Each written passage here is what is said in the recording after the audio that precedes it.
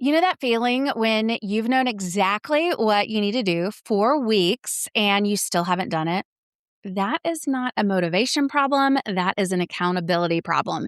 And if you're running your business solo, it's one of the most expensive problems you can have.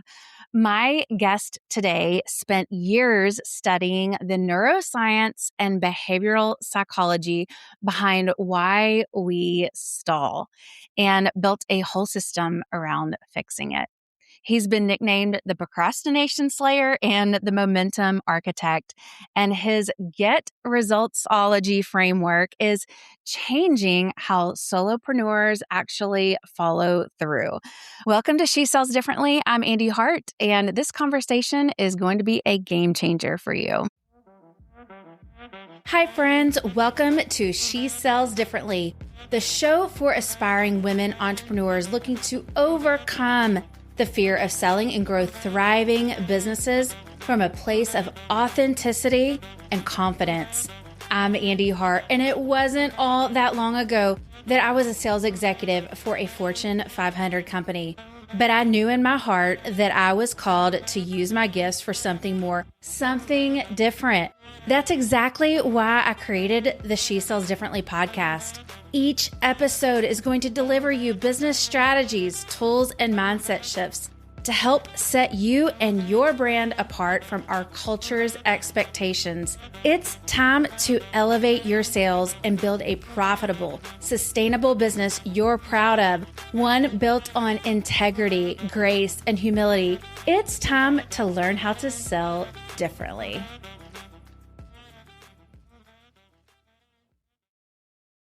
Hey there, welcome to the She Sells Differently podcast. I have a special guest with us today. This is Robin Emdon. I just want to dive right on in because I love this. You have two nicknames, the Procrastination Slayer and the Momentum Architect. I love both of those. Before we get into your system, tell me the real story. You said a 6-year degree took you 10, and I want to know what was really going on there.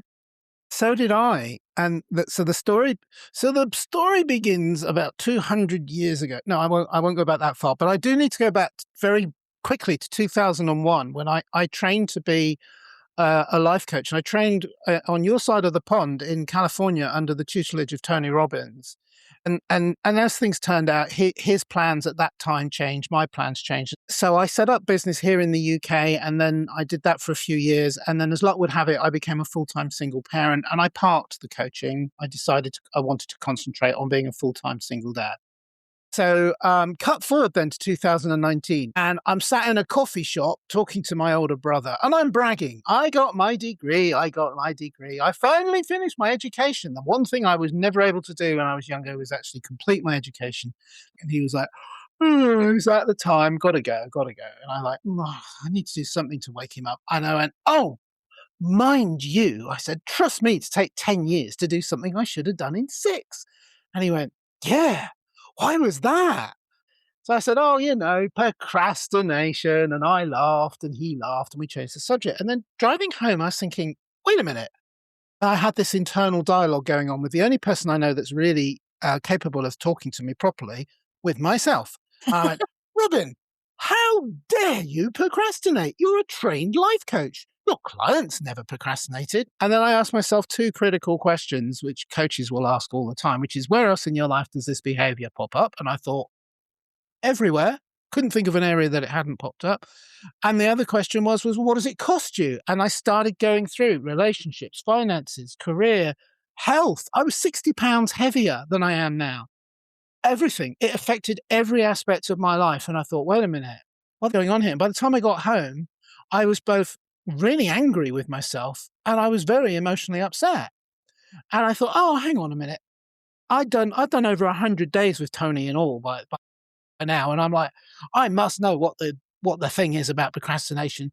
And I rang my brother, who's also a mental health professional. And I just said to him, just remind me, it's there. It's on the tip of my tongue. What's the cure for procrastination again? I can't quite put my finger on it.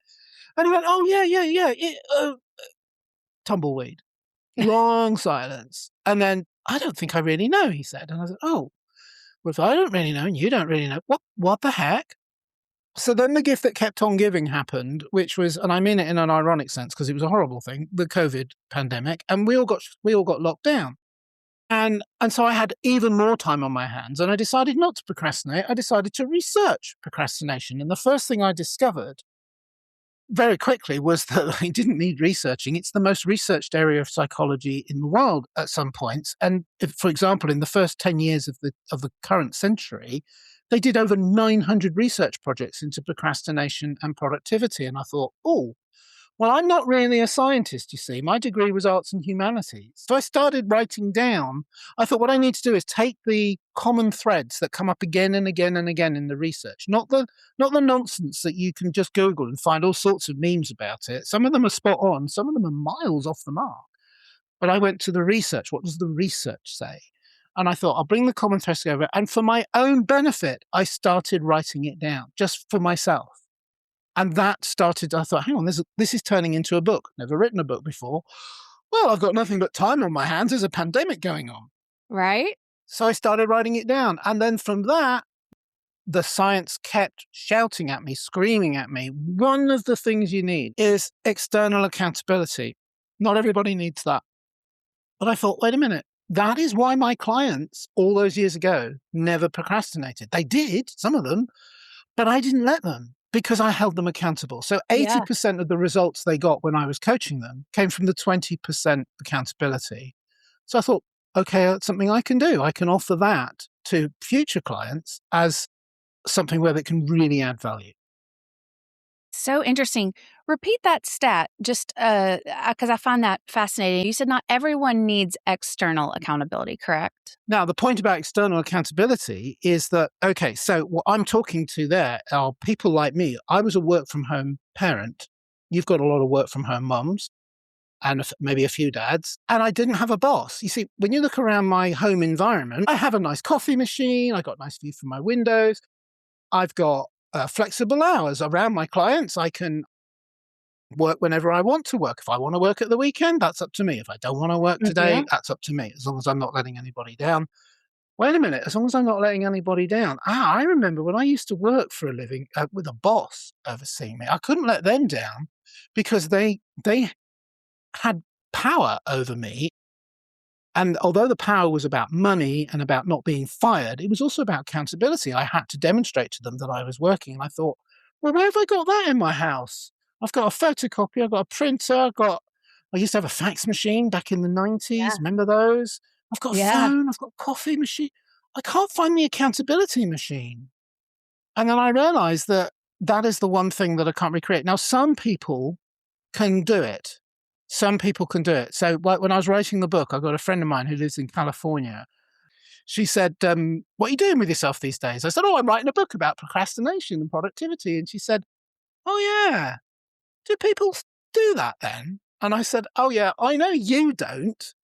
She's a workaholic. She's nuts about working and she never procrastinates. She said, no, I never do.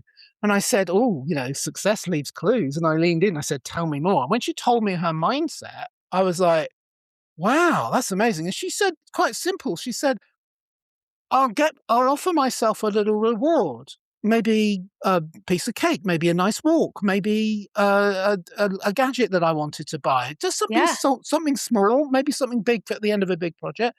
And I cannot have that reward until I have completed today's tasks or this week's tasks or this month's tasks. I said, that's great. And that works for you. And she said, yeah. And I said, no, it doesn't work for me. I said, well, why not? And I said, well, because I'm a rebel. And if there's like a piece of cake and I'm saying I can't have that piece of cake until I've done the work, I instantly go, oh, I'm having the piece of cake now. And I'll have the cake and I'll think, I'll have the cake and then I'll do the work. Yeah, it doesn't work. I have the cake and the work doesn't get done. And I've done that for years. Yeah. And I bet so many of my listeners are hearing that and they're like, I resonate with that. So I want to talk about, what accountability actually looks like, because I think a lot of people have tried accountability buddies or accountability groups and then they fizzle out. And so, what do you feel like makes the difference between accountability that sticks and accountability that disappears after 2 weeks? Let's imagine that you've got a deadline later today, something you've got to get finished today. It feels urgent. It feels like no matter what else has to happen today, that has to get done, and you get it done. 9 times out of 10, most of us get that done today. But Yeah. what if that objective, what if that target, that deadline was the end of the week? What if that deadline was the end of the month? What if that deadline was 6 months from now? Or what if it's a passion project, something that's going to make a huge difference to you, your life, your clients' lives, but there's no deadline. It's still up here in your mind and you haven't yet Mm. really got to work on it. Where's the deadline? The external accountability reintroduces deadlines, but it does it in a way where you can get the time much shorter so that it's more relatable. It's more, right, okay. So now let's say that the deadline is just the end of the week, but the project is maybe 6 months out for the final deadline. What's the deadline at the end of the week? Well, if the deadline at the end of the week is, then I can have that piece of cake, or I can go for that nice meal, or I can go for that nice walk. I'm going to have that piece of cake, go for that nice walk today. Thank you very much. But if the deadline is, but I promised Andee that on Friday I would send her a draft, I would send her the proof that I've done what I've said I was going to do, what I was going to do. But I'm going to let her down if I don't do that. And this is why you can't use AI for this. AI is an Mm. amazing tool that we can use in the business world, but it can't empathize. And we don't empathize with it. So if I program my AI to say, right, check in with me on Friday and ask me, did I do it? I'm going to go, yeah, well, I don't care what you think because you're not real. But if So Andee true. is waiting to speak to me or waiting for an email or a message from me and I don't send it, then I think, wait a minute, I really like Andee. And I promised her I would do this and I'm letting her down. That feels bad because we're herd instinct animals. We're social. So you talked a little bit about, to kind of create the environment to give you that focus where you get into that workflow, that zone. Yes. How do you cultivate or how do you create the environment or how do you access that? The key thing to remember here is when you are procrastinating, it's not you that's lacking. Mm. It's what you're doing that's lacking. And what you need is, in order to overcome the procrastination, is you need more structure because there's not enough structure in your Yeah. working day. You need to be clear about what your next step is, not steps, but you just need to know the next step. And if you're not clear about the next step, okay, let's go and watch TV. Let's go for a walk. Let's eat some cake. Yeah. Comfort eating is a big procrastinator's thing.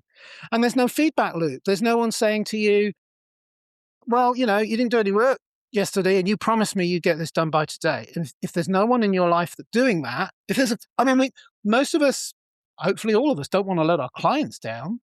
But that Mhm. passion project, that thing that you're working on that ultimately will help you deliver better services and products for your clients, they don't know about that. So you're Yeah. only letting yourself down. And it's like, yeah, okay, I'll go and watch TV. Yeah. So you need to create that supportive environment. Now, how do you do that? Well, you could do what Victor Hugo did, the guy who wrote Les Miserables. Victor Hugo in the 19th century, the French author, he was paid a huge amount of money by his publisher to write his next novel, which became Les Miserables. And for a year, he took that money that he'd been paid in advance and he spent it on partying and women and the Mm. like, right? For an entire year, didn't write a single word, just blew the money. At the end of the year, there was a bit of a reckoning called accountability with the publisher who basically, well, I don't know what the publisher said, but remember the French in the 19th century, they had guillotines. So he was probably fearful for his life when he said to his servant, right, my publisher has given me an extension. I've got 3 months to write this book. So here are all my clothes. I am now naked. Lock the door. Only open the door to feed me, give me food and take away my dirty plates. And don't let me out and don't let me have my clothes back until I've written the book. Mm. I am not recommending anybody does that, because that is extreme, obviously. But it does illustrate the point about the lengths that you could go to create a distraction-free environment. There are billions of dollars, billions being spent on distracting you. And you're up against that. You don't have that budget. So you have to find a way. Don't do what Victor Hugo did, unless you really want to. But you do need to come up with ways of removing the distractions and creating space in your life, time in your life when you're going to be focused. Because you need that structure.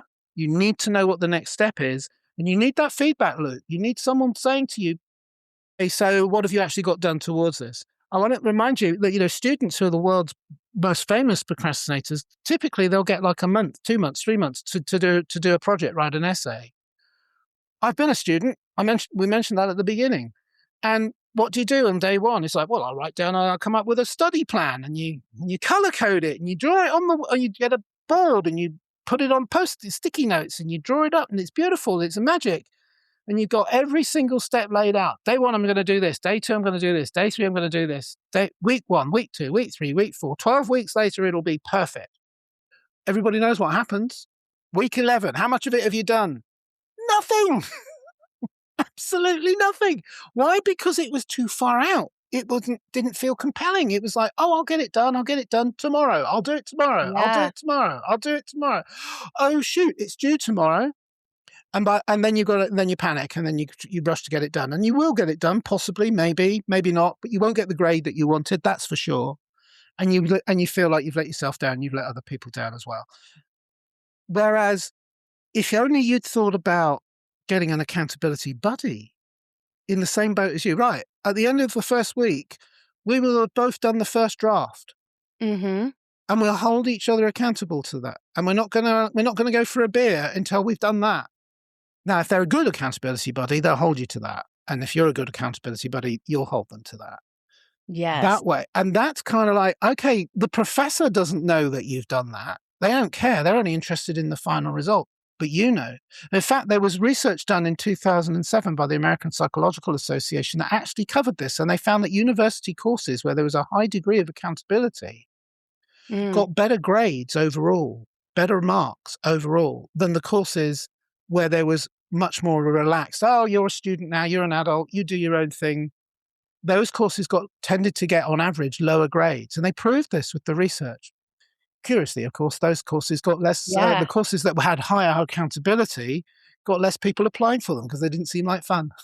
It's interesting because I've seen that you have said that accountability, it really isn't a luxury. It's a performance edge. And I think that's what, you're even saying from college, from university on, even for entrepreneurs. And that's a reframe that I think a lot of people need to hear, that it's not a luxury, it's a performance edge.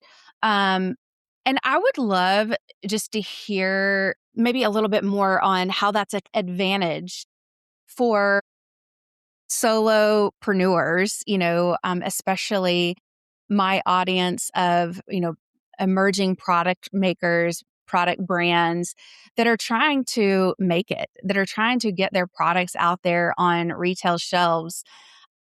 How can accountability really be a competitive advantage for them?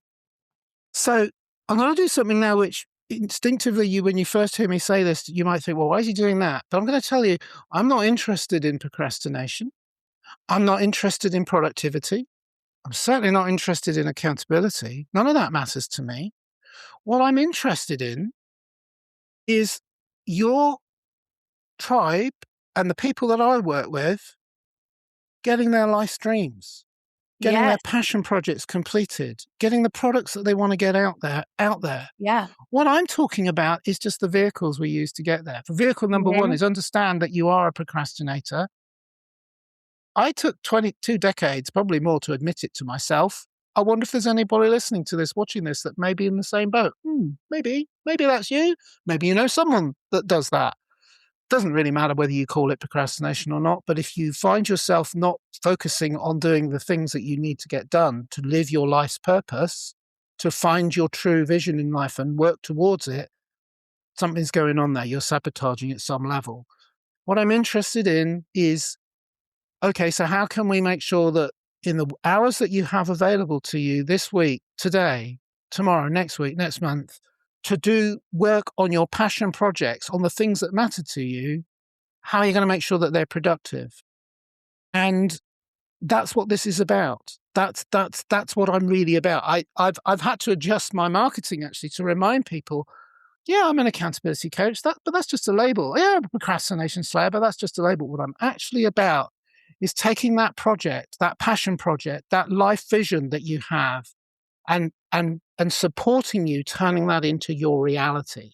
Yes. Whatever it is. If your passion project is to come up with a system that's going to help people overcome this, and this in the workplace problems, and you've got a really good idea, and it's really going to help them. I do know that spending a day cleaning the garage out is not going to be moving you towards that one jot. You may get to the end of the day having felt incredibly productive, but that's that's a proof that the productivity alone is meaningless. It's got to be productivity on things that matter. It's so interesting because this is exactly what I see with my clients that are trying to grow their business. They're trying to get, their products on retailer shelves with wholesale, and they know what to do. I provide the structure, but it's accountability and the procrastination that is holding them off from sitting down and doing it. There's a lot of people out there saying, you'll get 95% more productive with an accountability coach. I don't know where that comes from. It's nonsense. It's made up nonsense that's been doing the rounds, which is why I went back to when I did the productivity procrastination research. I looked at the research. That is nonsense.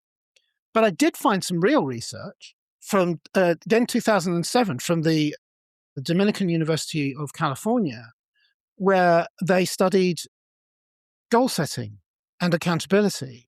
And they took a test group, and I won't bore you with the details, it's all mentioned in the book, but they took a test group and they had the final group 1 up to group 5. Group 5 had full accountability, written goals, full accountability, emailing the accountability buddy, coach, whatever, having to report back every week, and so on and so forth.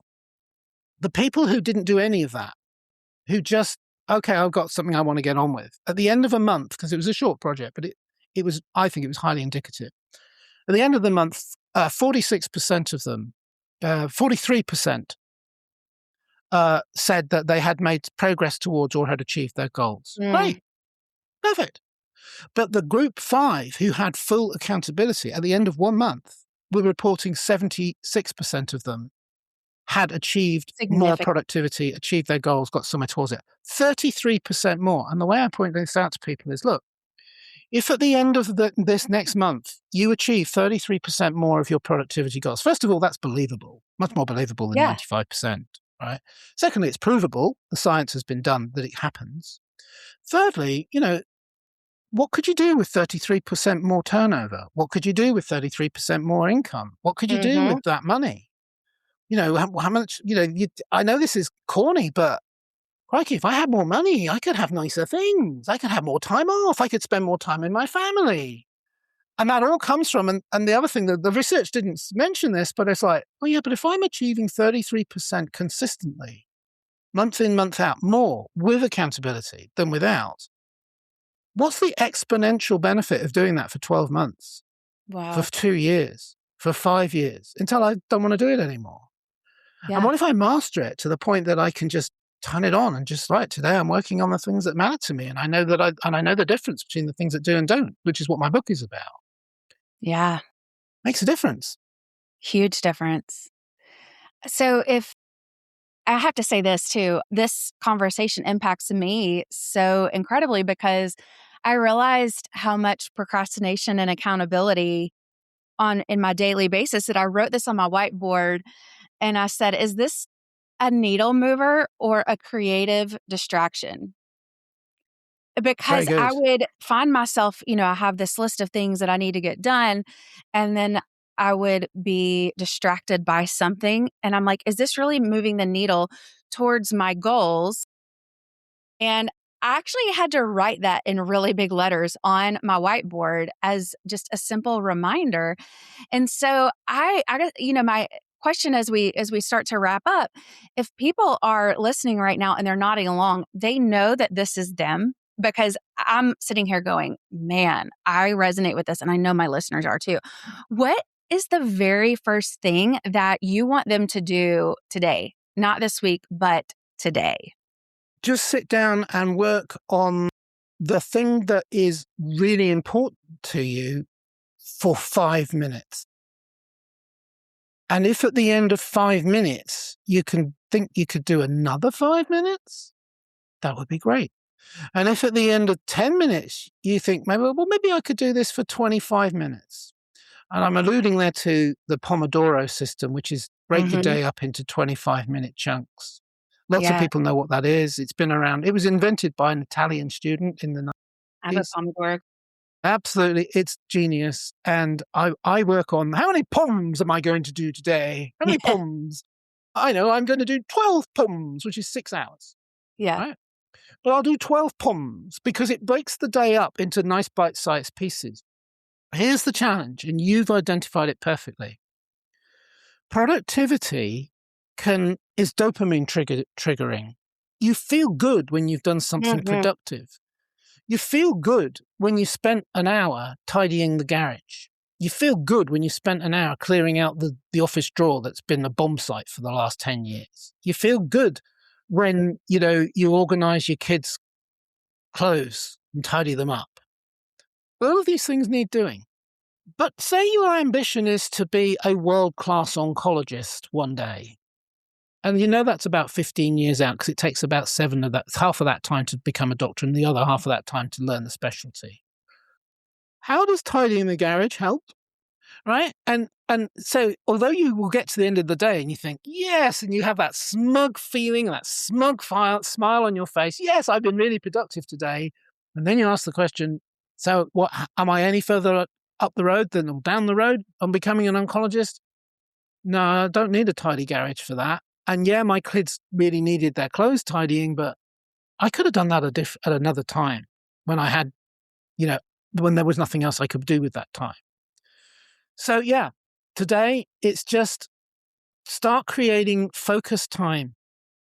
And then, if you want to know what to do in the first 5 minutes, well, think about what are you going to schedule to do for the rest of the day and write it down. Think about what's your next step. And I always say that if you're moving towards your next step, you should have an idea of what the step is just after it. So that the minute you get there, you're already switched onto the one that follows. Yes. And you do that day in, day out, week in, week out, year in, year out. And eventually you will achieve your goals. Yeah. Or goals I always say goals because that's my coach training. I don't like goals because goals give you a feeling of obligation, and obligation sets up stress, which brings out the big warrior, threat modality. So what I talk about is micro deadlines. I talk about goals. My podcast is called Goal Busting, ironically. But the point about it is that goals by themselves get you nowhere. I know of lots of people who are very successful, have never set a goal in their life. But what they had was a clear vision about where they were going, who they were going to be, what they wanted to be, who they are now, and who they see themselves becoming. And then you have to set up little micro goals, micro deadlines today, tomorrow, little tiny ones, little baby ones that don't feel too obligated, don't feel too stressful, don't make you too anxious. Yes. I always talk about how I've always set 6-month goals instead of the year-long goals and that has made one of the biggest impacts for me in the last couple of years because it doesn't feel so overwhelming. And it feels more relatable. In fact, 6 months is still quite a long way out, but don't call it a goal, call it a vision. Yeah. In 6 months' time, in fact, I will have created this. In 6 months' time, I will have created this amazing product that's going to transform the lives of my clients. Yeah. That's your vision. Yeah. All right. So what do you need to do today? Oh, this has been so helpful. And I know that this wisdom is something that I needed to hear and my listeners did too. So I thank you so much. And I know you have something generous for our listeners. So go ahead and tell them about it. You're very welcome. Yes, thank you. Thank you. Thank you for the opportunity today. It's been great. So I have 2 gifts for your listeners. What I do is I give the book away. Now, you can buy the book on Amazon. as a printed book. And thank you very much if you do. I love you. Please email me and let me know you've done it, because I always reply, and I will hold you accountable for reading it. But that's fine. But I will also give you the book as a free, unabridged PDF. And you can get that from my, I have a simple website that you can remember, domain name called reallyusefultips.com. But for the real serious procrastinators who understand that reading a book is not something that they're likely to ever manage to do because of a thing I mentioned in the book called sundoku, which is a Japanese word that means acquiring reading materials and piling them up for later. For those people, maybe you know someone like that. I have a much shorter video course which covers some of the key concepts that are covered in the book in 5 10-minute videos that happen 10-ish minutes over 5 days. And you can get that for free on skyrocketyourproductivitychallenge.com. That's skyrocketyourproductivitychallenge.com. Awesome. And we will put all of that in the show notes as well, so you can easily access that. So excellent. And where else can people find you and stay connected? Come find me on LinkedIn. That's where I hang out mainly. And the book is also, there's my email address is in the book. And I'm not going to tell you what it is because I want you to email me and tell me you've read the first chapter and signed the pledge. There you go. I love it. Well, I am so thankful that you shared your wisdom with us. And thank you for taking the time to be on the She Sells Differently podcast.